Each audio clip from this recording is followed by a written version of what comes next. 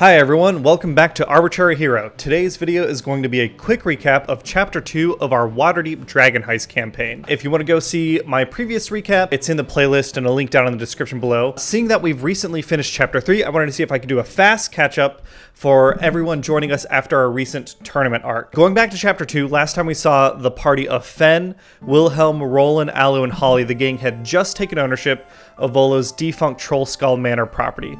The party spent some downtime getting the manor up and running again, and with a grand opening planned later on in the month of Elliot. Afterwards, Wilhelm had to head out of town for a gig, but left tickets to a show at the Yawning Portal for the rest of the party to go enjoy.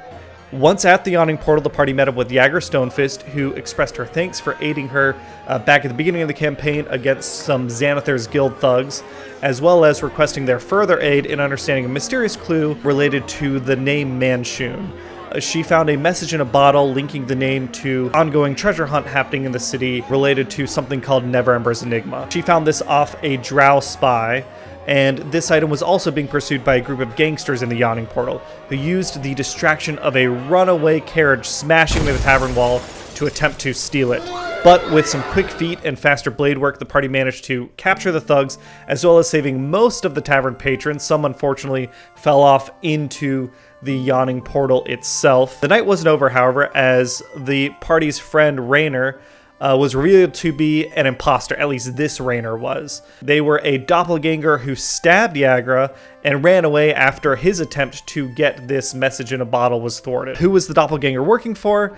We don't know yet. He seemed unrelated to the drow and gangsters, from which the party obtained a set of small coded caskets. The party discovered that the caskets opened to reveal messages from a mysterious drow when the phrase "from the bottom of Menzo Baranzan to atop Luskin" was spoken into them. Again, we're not sure what this means yet, but shortly after this whole event and fiasco, the party met the Wandering Wizard Maximus, who temporarily joined the party, signing them up for the Bright Swords Day tournament on Elliot the 21st, as well as helping them out with some magic items before quickly falling into a coma due to his own experimental magic. The next day, the party came across a treasure map in the city, left behind by some patron at the Green's Rest Inn. Deciding to follow the map, the party found clues and magical glyphs throughout the city, leading across the different wards and into the sewers, where a clever trap and a very over-eager Alu blew up a room and killed Fen. Fen, the wood elf, was dead. Luckily, the party's previous adventure endeared them to some members of Force Grey, and they were able to get Fen resurrected, as well as an unfortunate smuggler that Roland decided to execute while the party was down in the sewers. But luckily, if there's no dead guy, then, you know, there's not been a murder, which is nice. Alu actually ended up making a connection with this smuggler and the family, using them as informants later on in our campaign. In the end, the party found themselves at the City of the Dead with a mausoleum full of undead guards to clear out. After doing so, and with no one going down this time, which is a plus, the party confronted the master of the House of Horrors, Artur Morlin. Artur Morlin, who's a vampire. Artur Morlin, who mercilessly killed another treasure hunting team right in front of the crew's very eyes. Artur Morlin, who is really, really hot, am I right? I mean, that is a handsome looking man. But with some diplomatic words from Alu and a family connection from Hollyrees, Artur was able to forgive this trespassing as long as the party did a favor. They needed to find out the source of a bunch of fake treasure maps going all over the city that all seem to lead to Artur's crypt, and deal with the matter so that he could get some peace and quiet. And deal with it they did. After investigating the source of the maps in the dock wards, identifying some drow and likely some members of Bregan Dareth as the culprits, Hollyrees and Roland dug deep into their regressive political roots and whipped up a local mob frenzy. With the help of some of Alu's underground dockward contacts, invaded the tavern known as the Ship's Prow. Once again, Fen got shot. He went down, but he did not die this time.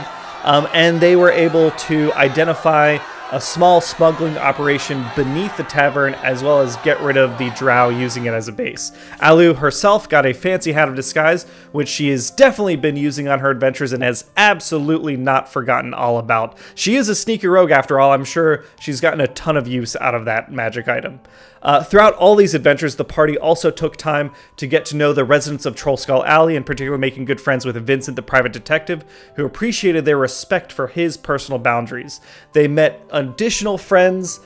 They hired a group of halfling were-rats to work at the Trollskull Tavern. They met Perdita and Suri, a pair of sisters. One's a ghost, one's a were-rat herself, bringing them into the home.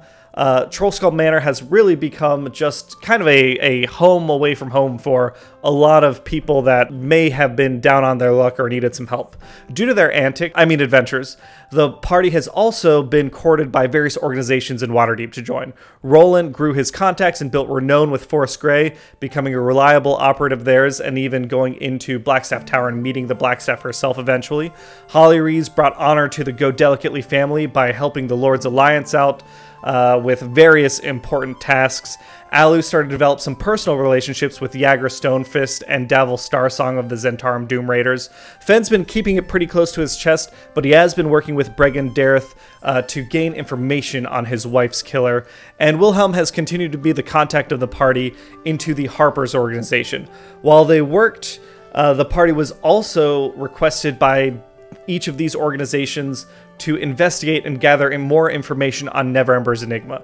The mystery is somehow related to the recently embezzled gold from the city, and maybe related to Raynor's kidnapping in Chapter 1 of the adventure, as well as the ongoing gang violence between the Zentarum and Xanathars, but no one really knows yet. And that's it for now. Thanks for listening. If you'd like to pick things up where this recap left off, check out episode 17 of Max's Mad Mythic Mercenaries. There should be another recap shortly before we start up Chapter 4, and have a great day, everyone. Bye!